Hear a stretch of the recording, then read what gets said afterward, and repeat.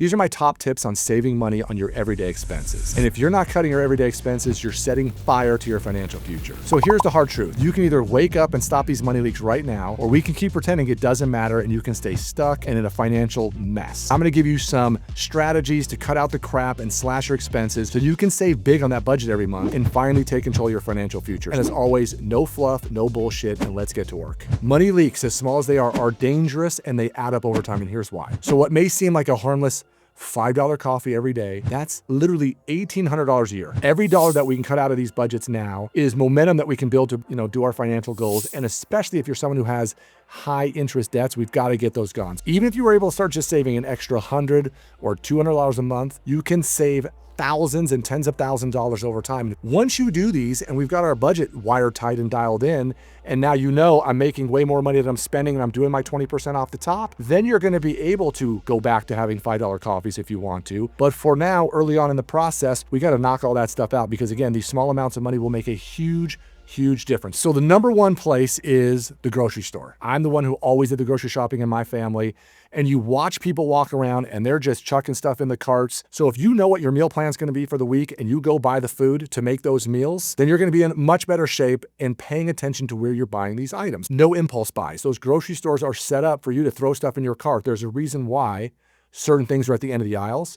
There's a reason why when you go to check out, there's a million items all surrounding you while you're standing there in line, because they're hoping you're going to throw more crap into your cart. Make a list, stick to the list. Second, there are apps that you can use like Ibotta or Rakuten where you can actually get cash back on your groceries. It's like no different than a gas card or things on those lines. If you can make cash back on your groceries, awesome, good for you. Another thing you can do is buy store brands. People call them generic, whatever the case may be, but many times if you read the ingredients, they're identical to some other brand that you're looking at. It's part of why I used to shop at Winco, because 75% of things I would buy there were cereal in a box, which is the exact same cereal as another store, and I could buy it for $1 or $2 less per box. You can save a lot of money on groceries when you're doing those kind of things. And here's the pro tip. When you're in that store, for the most part, try to stick to those outer aisles. It's the healthier food. It's the better for you food. It's usually less expensive food. All that crap up and down the middle of the aisles, that's where one are more expensive things that are bad for you. It's like the triple whammy of bad, bad, bad. Sometimes they'll put something on sale trying to get you to trick you into buying a different size of thing. And sometimes the non-sale item is actually less expensive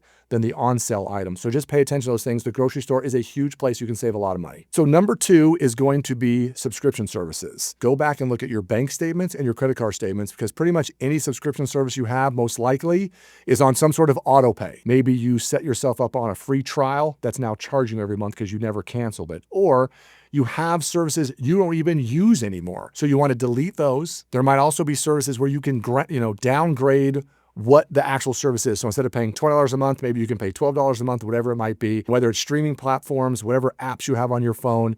Take a look at those on the regular basis. I just did this and I got rid of about $60 worth of stuff every month that I didn't need. So this is an easy one. And once you do it, this is not something you're gonna have to pay that close attention to on an ongoing basis. Number 3 is energy and utility savings. I can remember as a kid, right, your parents would tell you, close the refrigerator, turn off the lights, don't leave the front door open, you're letting all the cold air out or you're letting all the warm air out. It's just something you need to pay attention to. If you have electronics or things that are in your house that are plugged in that you don't need to leave plugged in, like don't leave them plugged in. Another big one that you're seeing is now getting more of these smart items. So start off in a house with like a thermostat that's programmable. So you can set what the heating and cooling is going to be so people aren't messing with it all the time. When you go out of town, turn the air, the heat down so that you're not overheating when you're going to be gone for 10 days or 14 days or whatever your trip might be. If you're in a house and you need a new washer dryer, a dishwasher, a microwave, a refrigerator, whatever appliances and things you're using, there's a couple things. Sometimes you can get energy rebates for your local market, depending on what state you live in. And sometimes if you spend a little more money for a higher efficiency, energy efficient appliance, and in the long term, it might save you a lot on your overall utility bill. So pay attention to these, watch them as they come in each month. And when you're looking at your budget, you'll know how much it's going up or down. And if there's certain times a year that you're spending more than others, you want to account for that in your budget as it changes each month. So number 4 is transportation. And this is a big one. So whether you're someone that can carpool to work, if you live somewhere you can use public transportation when possible, but paying attention to what your car payment is, you want to know, is it expensive to maintain? Is it something that breaks down all the time? Gas is a huge expense. And where I live, if you're in the Reno-Sparks area, gas is going to be dramatically more expensive than if you're in the surrounding county. So anytime I'm in another county selling a home, I'm going to do my best to remember to fill my gas tank up. When you're going to certain parts of town, I always say, make your trips tips work for you. So with me and my business being in real estate, when we go to some of these outlying areas, the first thing we're going to do is ask everyone else on our team, is there anything else we need to do while we're going to be out in this particular area so we could save time, miles on the car, fuel, all of those things. Pay attention to this one. And if you can get to the point where you don't have a car payment, then it really transforms your budget, because that's usually a huge item under people's budgets that they just have to have. If you want to start to see the huge benefits of all these small savings costs, do me a favor. Click this link right here. It'll take you to our sample budget with an Excel spreadsheet so that you can start to track these every single month so you can see the huge benefits of all these small changes. So number 5 is all about food, and it's about eating out versus cooking at home. And you have to limit the amount of time that you're eating out. And if your budget's in a messy situation for right now, you're not going to eat out at all. You're going to pay attention when you go to the grocery store. You're going to set up that cooking at home every single day. And if you're someone who doesn't like to cook, there's a couple ways you can do this. You can batch cook and make lots of food so you can eat leftovers during the week.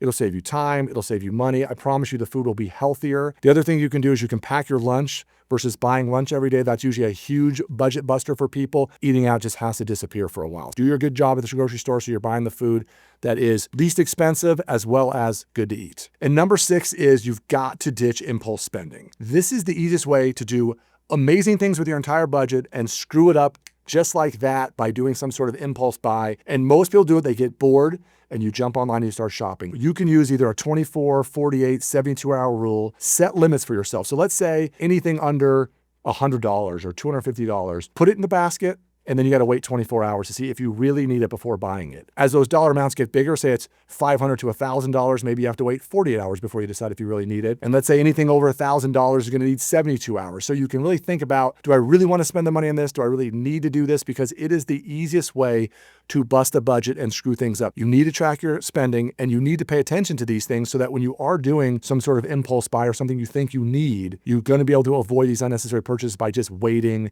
and not doing it right away. The power of all these small changes. I want you to see the big picture. And I know sometimes it feels like all these small changes seem like a lot of work to deal with, but I can tell you this. If you do these things and you slash your everyday expenses, you're going to free up money to crush the debt, get it gone, build up that savings and emergency fund, and start investing in your future. These first 30, 60, 90 days are going to be the most challenging, and then you start to figure out exactly how that works. Take 15 minutes right now and review your last month's expenses, and let's find one thing you can cut or reduce out of that budget so that you can start to see this happening in a positive direction. The money you save today is going to work on that freedom that you're going to have tomorrow, and here's what I want you to do if you would. Drop comments below with one of the expenses you plan to cut so that we can inspire other people so they can see what you cut, what they did. And I imagine many of you are in the same boat. You can do it. And this isn't about just full-blown deprivation and making it feel so terrible about your budget. It's about making good, smart, intentional choices so your money is working for you and not working against you. And you've got to do this. These small changes today are going to build up huge amounts of freedom. And I promise you, you will feel good about this going forward. If you're having trouble putting your budget together and trying to understand why all these small adjustments to your spending are beneficial, go check out this video we did right here about creating and building a smart budget.